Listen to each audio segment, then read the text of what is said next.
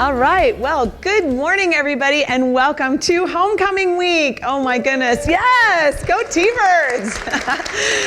Well, hopefully you are partaking in some of our great traditions for Homecoming Week, and this tradition of collaborating with Alumni Relations to feature our outstanding alumni for the year with A.P.E.X events is really a treasured collaboration and a great tradition that I'm so excited that we've had a chance to create and have go for 3 years. So welcome, enjoy the festivities today, tonight, tomorrow, and of course the game on Saturday and everything in between. We are so lucky. We have, we are all part of this great T-Bird family, and that includes T-Birds past, present, and future. And so what a cool way to take a look at what some of our great alumni go off into the world and do. Julie Castle is CEO of Best Friends Animal Society and leader of the NoKill movement with the great dedication to bring the United States completely no-kill by 2025. So excited about this and can't wait to hear more. She graduated magna cum laude from SUU. Yay. She worked her way in the organization from doing chores to leading community programs to marketing and communication, leading fundraising efforts, and now to her current position as CEO. It is absolutely a joy and pleasure to welcome our outstanding alumnus for 2019, Julie Castle.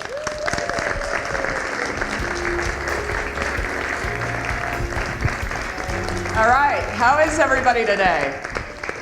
So how many current students do we have? Raise your hands. And how about graduates? All right, how many live here in Cedar, graduates? And how many are in, I know you. And I know you. And you, oh yeah, great, I know you too. Well, it's homecoming, so how many are here just for homecoming? All right, way to go T-Bird. So I want to give a special shout out to Stuart Jones, Mindy Benson, a lot of the folks that keep the lights on here, because this place changes lives. And I want to talk a little bit about that today. For all of you who are students here, this is absolutely a time for you to soak it all up. Like, take advantage of everything that you can, because this school affords opportunity like none other. And so, you may have second guessed, as we all do when we pick a college. You get here and you're like, oh, maybe I should have gone to blah, blah, blah. But I'm telling you, this place has second to none education, facilities, and an educational profile like you're not going to get anywhere else. So I'm going to give you a round of applause for just showing up. So, all right. All right, so today I'm going to talk a little bit about being a disruptor and what that means, and also what it means to color outside the lines, and really looking at taking risks. So the first question that I want to ask you guys is, how many of you know what the common thread for success is? Anybody want to take a shot at this? They've actually studied this. Yeah. Self-confidence. Self-confidence, great answer, but not the right one. Fear of procrastination. Fear or procrastination. That's interesting. Yeah. Perseverance. Okay, we're going with that one. So there have been studies done on this, on why somebody is successful, why somebody ends up successful versus somebody that doesn't end up successful. And do you know what the common thread in this is? It's not your education, master's degree, doctorate. It's not where you grew up. It's not the influencers around you. It is grit. It is grit and perseverance. And part of my story today is going to be about that. And what does grit mean exactly? Grit means sticking to it no matter what. Grit means not giving up. Grit means powering through when everyone else quits. Grit means when you're running that marathon and you're halfway there and you think about giving up, you power through. You take that one step in front of the other. So that is really the premise of my talk today. And so I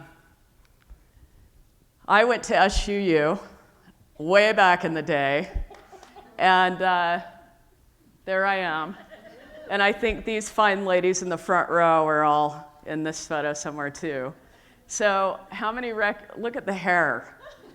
You know, one thing I can say honestly is that I never had big hair. I'm really proud of that. But there's a lot of big hair there. So, anybody know John Smith? Okay, I'm putting this up here because John is one of those people who, I can talk about disruption, I can talk about breaking the status quo and being a troublemaker. And I've really wanted to give this speech for a very long time, but there was never the right forum. But this felt like the right forum, although I think John would be grimacing right now that I was giving a talk about troublemakers. But I've got the mic, so, and he doesn't. But a shout out to people like John Smith, people like Sterling Church and Jerry Sherritt, who really did influence my life and left me with a lot of life lessons that I still take away today. So I grew up in Bountiful, Utah. I went to Beaumont High School. Every photo I have as a kid, I don't think my mother ever did my hair. So I was the youngest of 7 kids. And I think by that time, my parents had given up on raising children. They'd already done all that. And so the kind of upbringing I had was awesome. It was like we were the feral family of the neighborhood. You know, every neighborhood has one of those families where all the kids hung out and there were no curfews. And so this really shaped my life. It sort of made, it gave us a streak of independence that was very helpful. I think it could have very easily broken the other way. So I'm grateful to my parents and my brothers and sister for helping to raise me, and it really did take a village, I think, for all of us. So I had there were really high expectations of me when I was in high school, junior high, from my parents and also neighbors. And I think that the expectations were all about following the normal path, which I very much wanted to do. And I think that the expectations were all driven by sort of the culture I grew up in, whether it be the religion that I practiced or education. My father was a graduate of UC Berkeley. He was one of the first people ever to study alternative energy back in the 50s in Berkeley. And so he had a very creative mind. And so the expectations were super high. But I, rather than going to some Eastern college somewhere or Ivy League school, I chose SUU. And the reason I chose SUU was because I felt like it was a small enough environment that if I needed extra attention, which I felt like I did, from professors, I would get it here. And it honestly was one of the best things that I ever did. So this is not exactly the right photo, but it was the only one that we could find. I went on to become student body president here. I had big shoes to fill following a couple of years behind Stuart Jones. And, I was one of those, I think I was really pushing the boundaries and pushing buttons at the same time, which if I had to do it over again, I would have chosen to do it differently. But I fortunately had some great mentors in, like I said, Sterling Church, who was the vice president over student services at the time.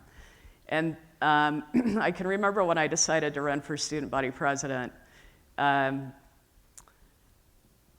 Sterling Church wanted to meet with all the candidates, all the potential candidates. And so he called me into his office, and he had this little round table that you'd convene meetings at. And I was so nervous. Here's this guy, he's got quite a presence. And I'd never even been on the second floor of the admin building. And so he pulls me into his office, and he's like, "What's your plan?"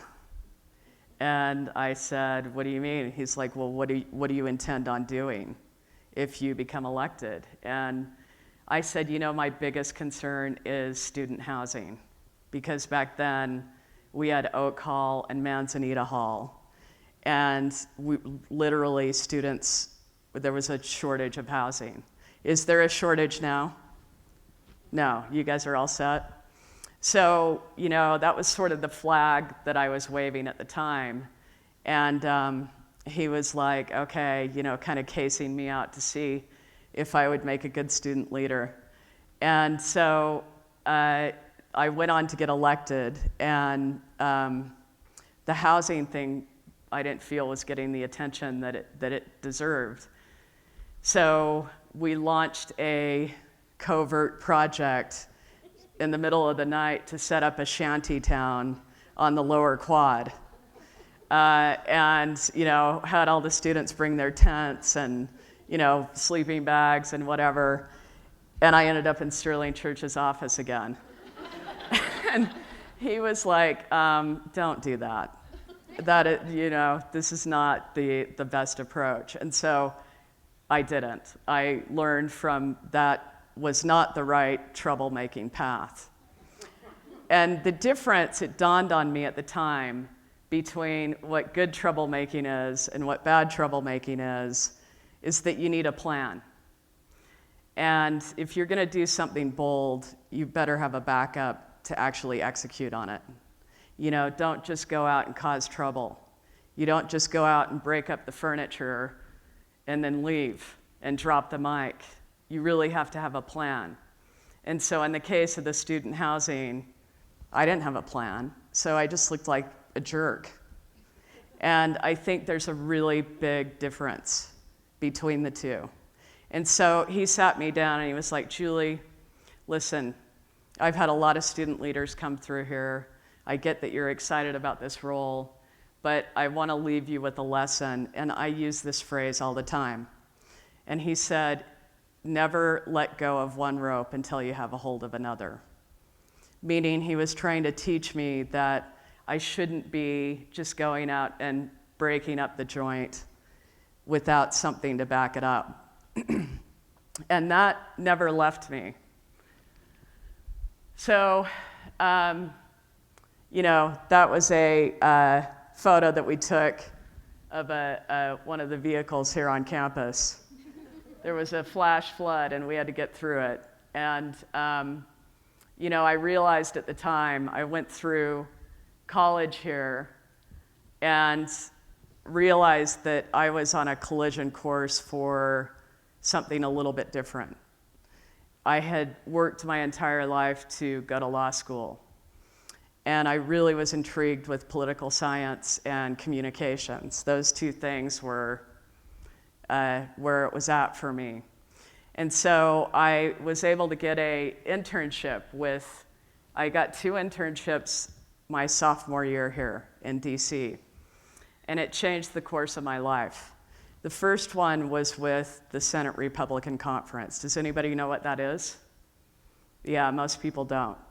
Oh, we've got one that knows.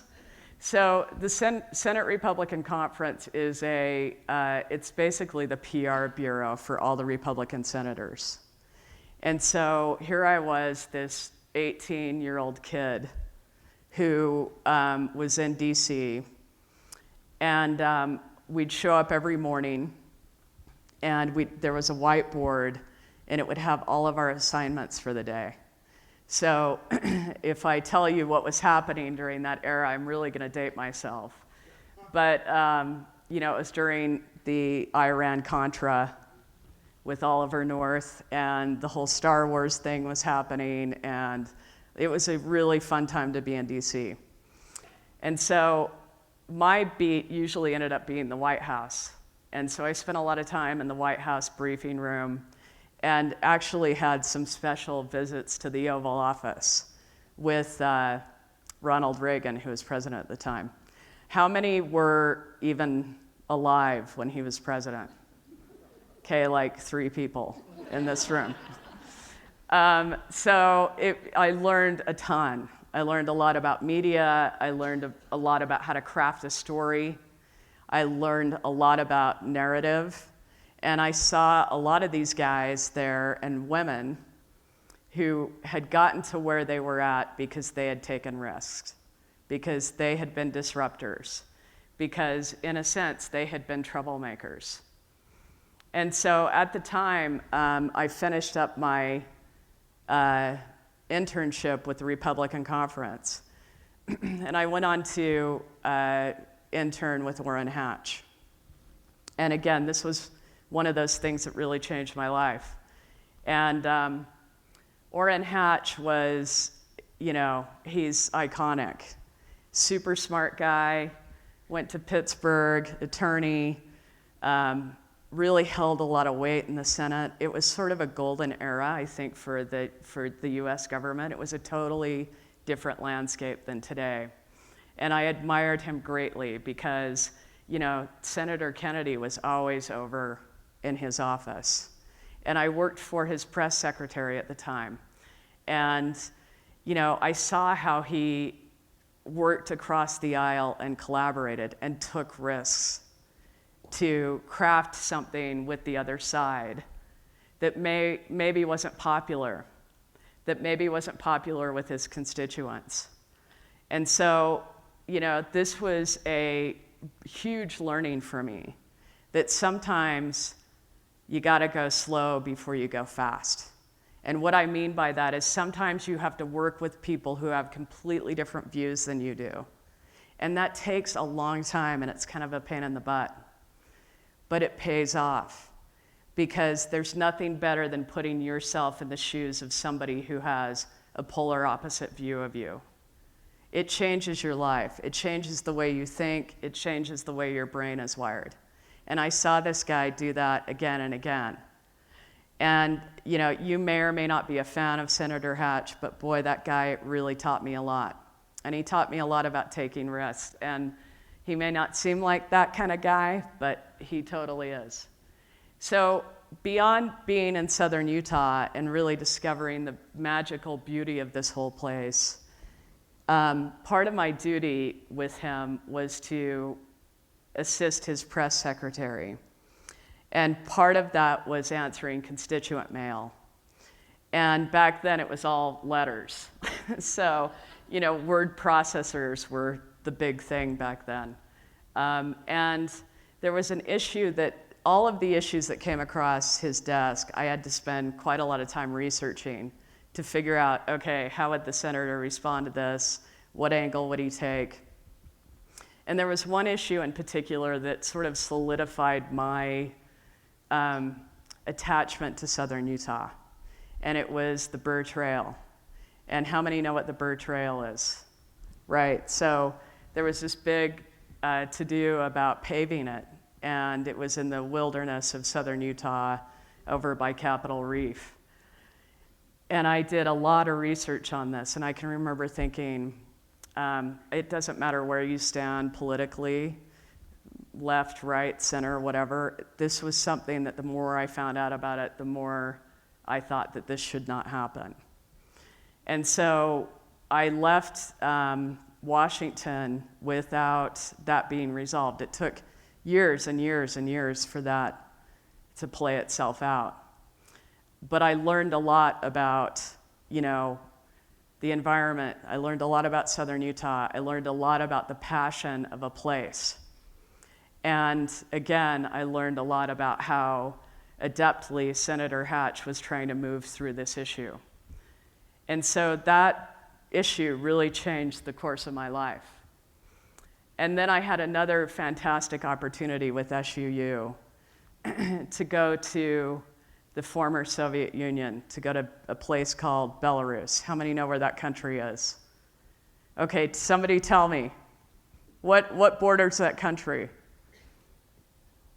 What country borders Belarus? Russia. Okay, what else? The Ukraine. Poland. Okay, so I got off the plane. I arrived in this small country called Belarus. It was part of the Soviet Union. They'd broken away. And I stepped off the plane, and they handed me a Geiger counter. And I was like, why do I need a Geiger counter? And they said, well, Chernobyl just happened, 5 years ago. And I'm like, well, hasn't it been long enough? And they said, no, we see it show up in our dairy products and mostly milk and butter. And so we strongly advise you guys to take this with you when you go to the market. And so I carried this Geiger counter around with me the whole time I was there. I'm really selling this country, aren't I? Like it's a place everyone should go visit.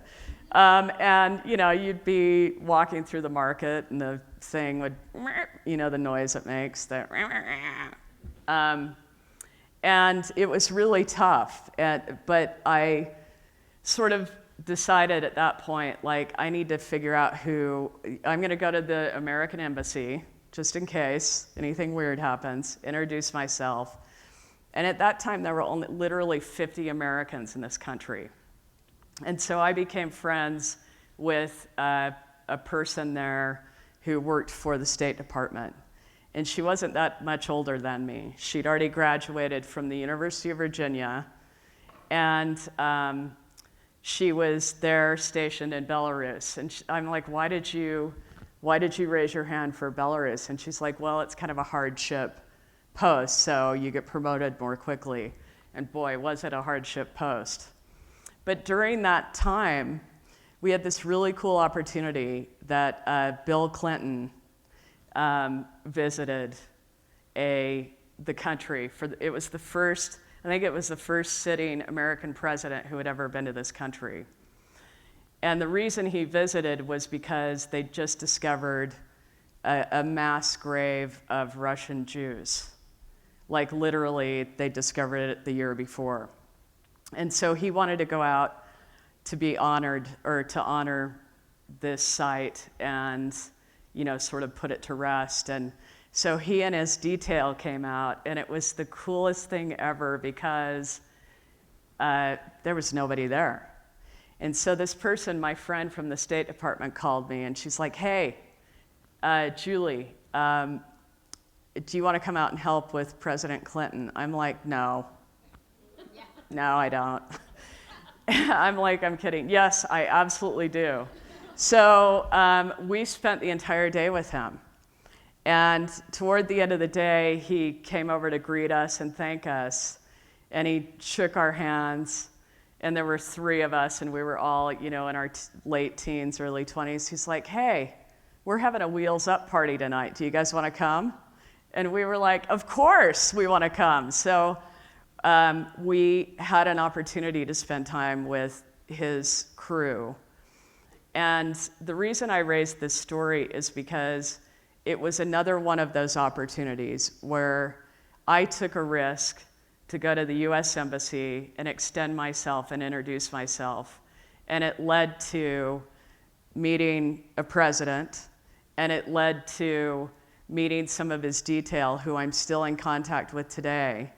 And believe me, I have leveraged those resources still, even today. And it's about really thinking about things differently and extending yourself and putting yourself out there. So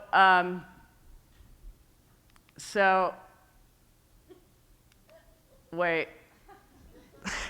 So on this person in Belarus inspired me about the University of Virginia, because she was such an uber fan of this college. And so I started researching it and discovered, look, this is one of the top law schools in the country. And I want to go there. And so I can remember I counseled a few people here. Stuart Jones was one of them because he'd been to law school, and I really looked up to that guy, and I still do. And he's like, man, Julie, I don't know, that's gonna be a hard one. And so I thought, oh, what the heck? And I applied for University of Virginia and got in. And at that point, I graduated from here, and I was working for the admissions department, doing student recruiting. And I got into University of Virginia, and I'm like, great, okay, my path is set. I'm gonna move forward here. I really wanna do this. This is gonna be very cool. And so a couple of friends of mine, we decided, okay, we've got one last shot to be totally like unaccountable and irresponsible before the real world begins. So we decided to take a trip to Mexico in my 1979 Dodge Colt. And that was a beautiful car. It had a different color panel. Every panel was a different color because I'd been in so many accidents. So we headed down to Mexico, and we decided to stay for as long as we had money. And sure enough, we checked our banking account one morning, and we had no money left. And we had just enough money for a candy bar each and gas. And we decided to drive straight through. And we were actually headed back up to Cedar City and then Salt Lake. And so one of the friends that was with us begged for us to stop at this animal sanctuary in southern Utah. And I said, no, we are not stopping at an animal sanctuary. We've got to get back. We're tired, hungry, we haven't showered. And so finally, and she just kept on it. And it was super annoying. And so finally, I capitulated and said, okay, let's just stop, let her see the animals she's sponsoring, and we can move on. And so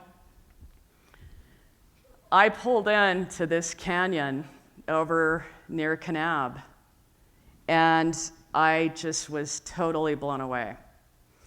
And I thought to myself, wow, this is really special. There is something really special here. And then I ended up taking a tour with one of the founders. And in this old beat up GMC Jemmy. And I started talking to him about why did you guys start this? Tell me about the organization. It was really small. It was sort of put together with baling wire, literally. And he talked about something called the NoKill philosophy. And earlier in my career here at SUU, I'd grown up with animals my entire life, and I decided I wanted to adopt some cats, so I went to the A.P.E.X shelter. And back then, it was literally a shed out by the dump. And I walked in there, and there was this guy sitting at a desk, and he said, how can I help you? And I said, well, I'm here to adopt a cat or some cats. And he was like, well, we've taken care of them. And I said, well, what does that mean? And he said, well, we take them out back every morning, put them in a barrel, hook the hose of the exhaust of the truck up, and gas them. I mean, I was like, wow, I was shocked. He said, but I've got 2 kittens under my desk if you want to come grab them. And so I did, and I adopted those 2 guys that lived with me for a very long time. And that never left me. And the thing was, that was how most shelters in America were back then. That wasn't really unique to this community. And so I remembered that when I visited the sanctuary. And I was like, how cool is it that an organization chose a different path? That an organization decided to be totally disruptive in a space that was the same old, year after year. These guys were the ultimate risk takers. They'd moved to this canyon with nothing, literally, absolutely nothing. And I absolutely fell in love with it. And so I called my dad. You remember my dad was the Berkeley guy. And I called him up, and he's a really charismatic guy. And I said, hey, Dad, I'm not going to law school. I'm moving to Kanab, Utah. And he was really happy. He was not happy at all. And so then I graduated from here in history and political science. And so I really love history because I think the more you know about the past, the better you can help shape the future. And so I started doing research on what animal welfare was all about. And the interesting thing was, what I discovered is that it started 150 years ago in New York City. And it started because there were too many dogs running around the streets, and there was a legitimate concern about rabies. And so the public said, hey, city, come do something with these dogs. So the city put out a bounty on the dogs and gave these bounty hunters $0.25 apiece to round up all these dogs. And they rounded them up, put them in a cage, and dunked the cage in the East River. And that's how they dealt with the pet overpopulation problem back then. And so the public was outraged and at seeing this, at witnessing this. And they said, no, that's not what we meant. Like, do something humanely.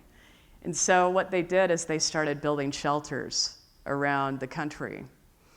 And they started popping up everywhere. And the thing was, the exact same thing was happening, only behind closed doors. And this went on for years and years, decades, 60s, 70s, until 1984, when this unlikely group of misfits decided to break ground in Kanab, Utah, and start a whole different way of thinking about things. Talk about troublemakers. Everybody thought they were crazy. Everybody thought they were misfits. And back then, 17 million animals were being killed in America's shelters. And so, this inspired an entire movement called the NoKill movement. And the coolest part is their momentum and their troublemaking crazy ideas got us to a point where in 2016, I decided to put a stake in the ground on behalf of the country and the organization to change the world, and to declare that we were going to take the country no-kill by 2025.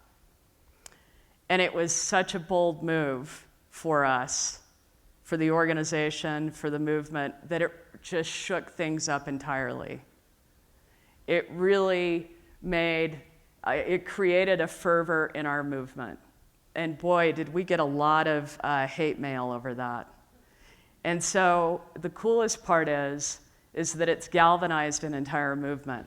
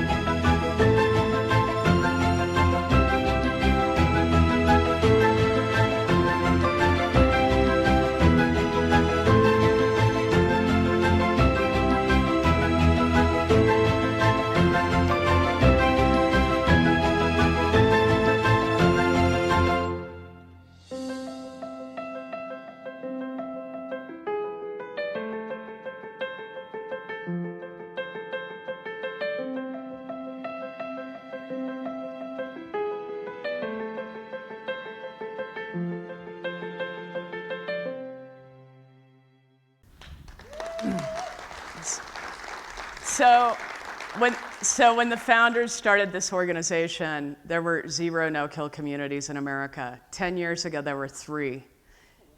That said 1,500, but today there are 4,000, over 4,000. So when I started at Best Friends, I was employee 17.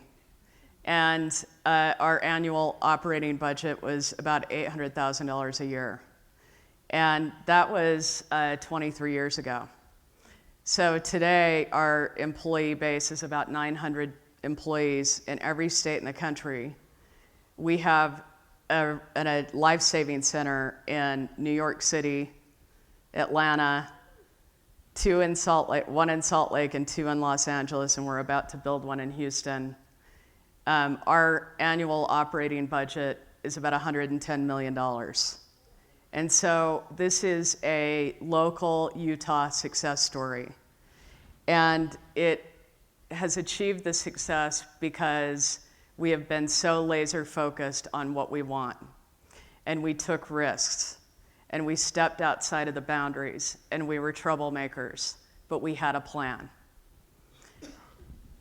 And the plan today is 2025. And when we declared in 2016 that we were going to get here in 9 years, we likened it to the moonshot. And the reason why is because nobody even knew how many shelters were in this country. Nobody even knew how many animals were dying. And so the first thing I did was I said, we need to figure this out. We need the data. We need to know how many shelters we're dealing with. And so we sent a team of volunteers across the country to every single county in America to find out how many animals were dying. And everyone's talking about big data today, like it's all the buzzword. And you think about an industry that's this old, that never had data, that is insane. So we aggregated all the data and we put it into this dashboard. And now anybody in the country, we just launched the dashboard. Anybody in the country, no matter where you live, you can go onto your state and your community and figure out how many animals are dying in your shelter. And we have democratized this movement.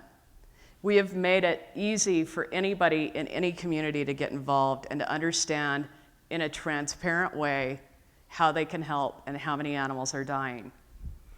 And so I shared this with our staff at our last managers meeting because I think it's so profound.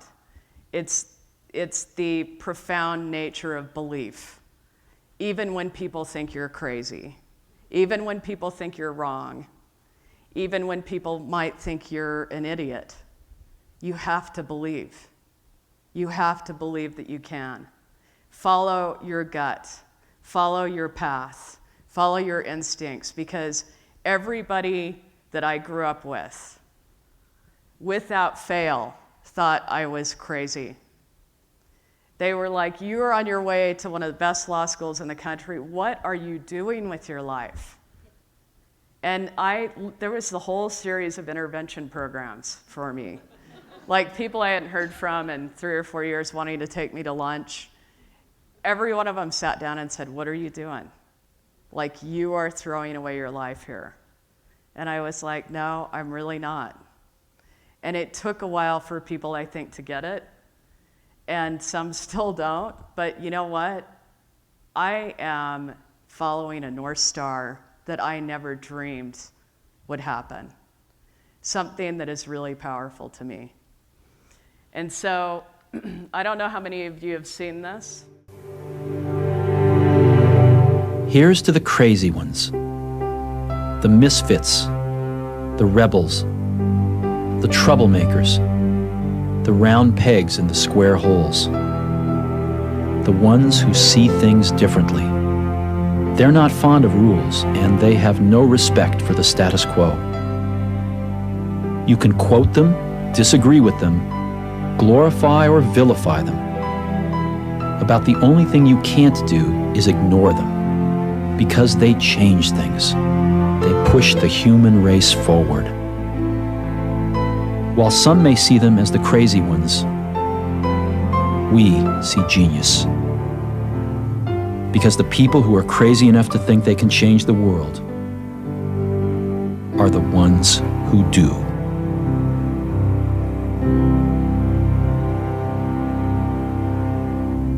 So that was an Apple ad. It's one of my favorite ads, one of my favorite brands. And, you know, we are in the midst of true societal change. And the thing that gets me out of bed every morning, and when I put my feet on the ground, I'm thinking, the founders of this organization started this movement, and we're going to end it. And I can't think of any cause that can say that. There are a lot of causes out there that are really noble, that don't have a cure, that don't have a solution, but we do.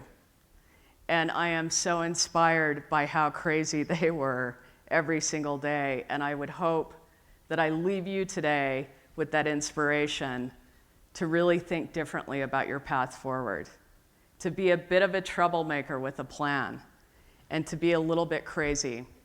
So thank you for inviting me here today. I really appreciate it. And I think there's a Q&A period, right? Okay, cool. Thanks, you guys.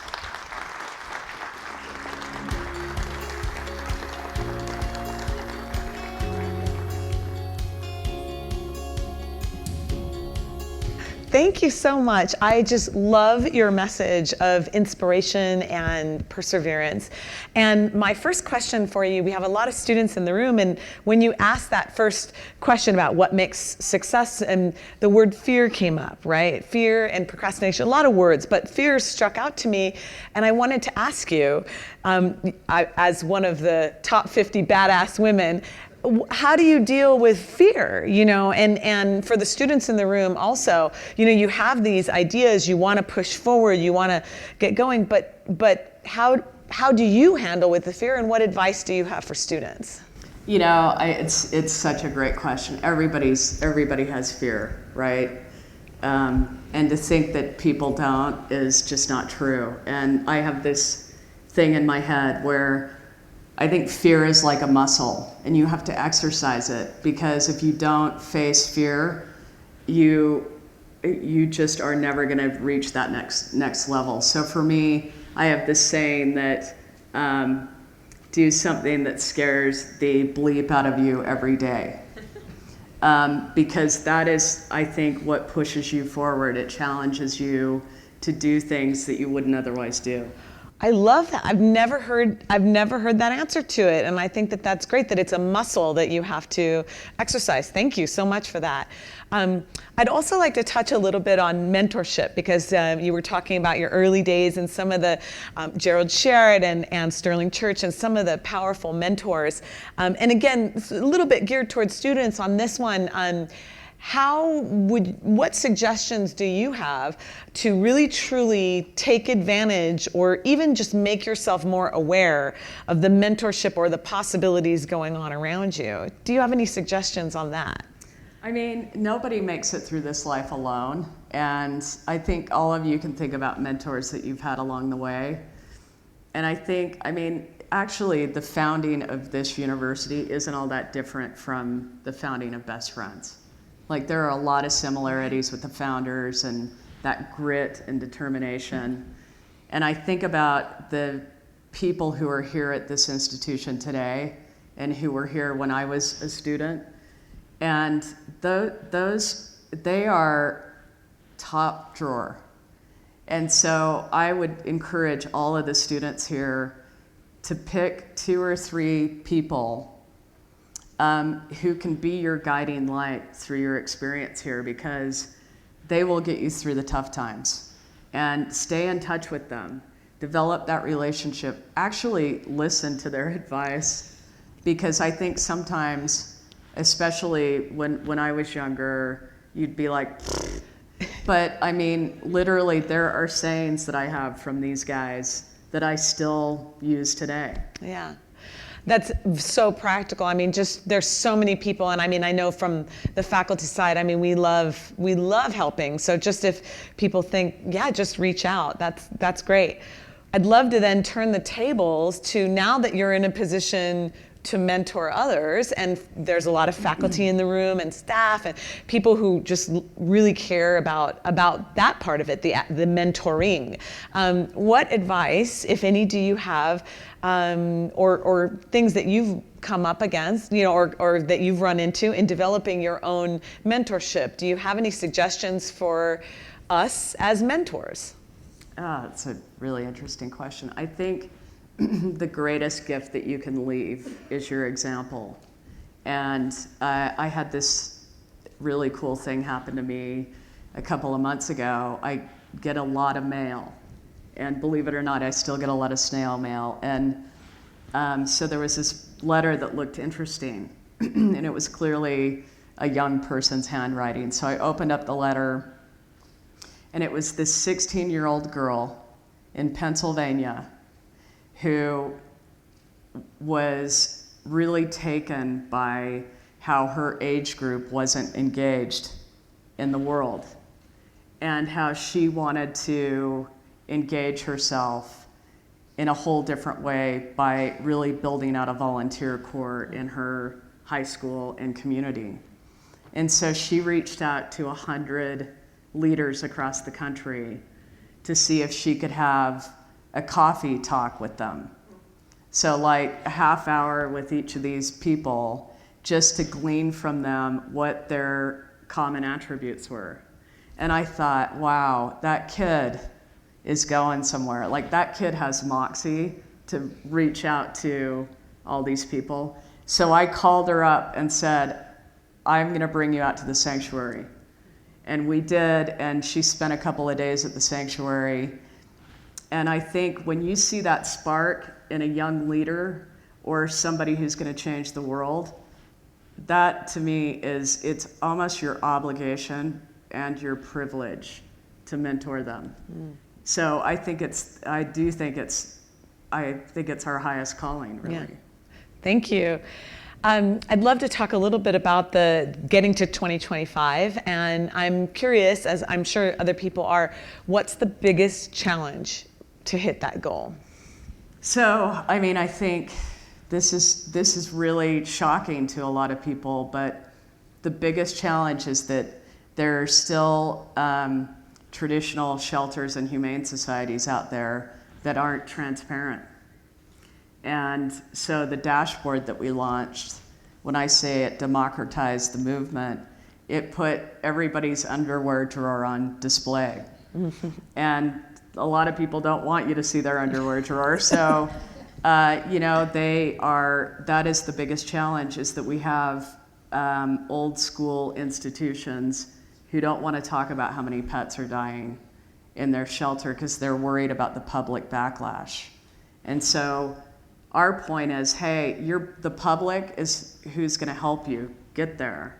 So the more transparent you are with them, the more support you're going to garner, the more donations you're going to get. And it's really worked for shelters that are open to it, but the ones that aren't are fortresses. And I think that's where, when I think about Senator Hatch, reaching across the aisle, we're doing a lot of that right now to try and get them to open up and really just seek out that help.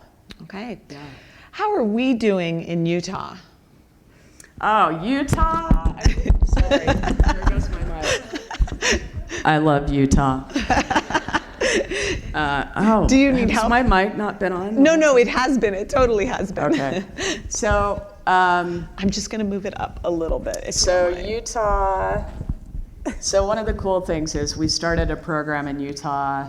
My husband and I, we started it about 19 years ago, back in the dark ages of animal welfare, to take the entire state no-kill. And it, again, was one of those things that people thought we were crazy. And the challenge with Utah is that we have 56 animal shelters. So it was a lot of traveling around the state to places I'd never heard of, like Tickaboo. And just developing those relationships. And when we started, about 50,000 animals were dying in Utah. And today that number is less than 2,000. Wow. So we've made tremendous progress in Utah, and actually Utah is on the verge of being no-kill. And it's one of the leading lights for the country. So we're doing really well in Utah. Well, that's great news. And so then the lead to the next question is, for people in the room who want to get involved specifically with this movement, what can we do, both in the state and perhaps even to help in other states? Yeah, I mean, everybody, the thing about animal welfare, unlike almost any other cause, is that there is virtually an animal shelter or rescue group in every community in this country. And so the first thing we say is go volunteer. They all need your help. They are swimming. Volunteer, foster, donate, adopt. There's so many things they need help with. And even if you're not that skilled at animal handling, they need marketing help. They need somebody who has construction skills. They need computer help. Anything that you're good at, they need. And so even if it's an hour a week, that will help these shelters and rescue groups more than you can imagine. And then is there anything that we can do to help some of these hot zones, or some of the other states that are doing much worse than our state? Yeah, so 5 states make up 50% of all animal deaths. And it's California, namely Southern California, Texas, Florida, Georgia, and North Carolina. And the thing is, there are like the most adoptable, adorable pets in these states that are dying by the thousands. And so really just going on our interactive map, honing in on a community and trying to adopt from them, or maybe even helping with the transport, donating, volunteering. Do you have any relatives in that area? Sharing on social media about some of the shelters that are in need. There's a lot that you can do individually. Okay. Great. And then, of course, at Best Friends, there's also a lot of volunteering opportunities as well. And we can probably just go to the website for anybody who wants to get involved directly. Yeah, come on over. It's 2 hours and 45 minutes away. It's gorgeous. It's amazing. Great. Last question is a little bit more casual. What is, respectively, the very best part of your day and the worst part of your day on a typical basis? The best part of my day is going to bed at night. I'm just kidding. The best part of my day is it's interacting with the animals. So whether it's my own personal animals or seeing the animals that get adopted from Best Friends and our life-saving centers, that is the best part of my day. The worst part of my day is thinking that literally every minute that goes by since we've been talking, right, probably 100 animals have lost their lives, right, that could be in a home. So that really drives me. Like it is, I am so passionate about this and seeing this actually coming to an end and changing the world. And we are so close to doing that. So right, yeah. Well, thank you so much for your words on perseverance, on your words on troublemaking and how to be the best kind of troublemaker, and also for the mission that you are going to make happen for 2025. And thank you for encouraging us to continue to be a part of it and to take the reins and help out. So thank you so much for your time, and congratulations on being our outstanding alumnus. Thank you. Thanks, you guys.